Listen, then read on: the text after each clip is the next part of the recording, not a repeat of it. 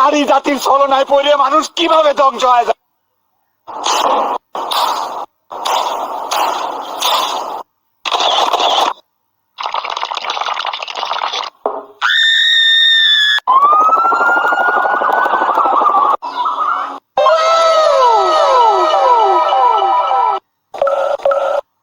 মামা, এগুলো কার ডিম?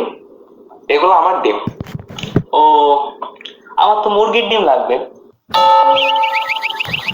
আরে বাবা, এগুলা মুরগির ডিমই, আমি এগুলা বেশি। তো মামা ডিম কত করে?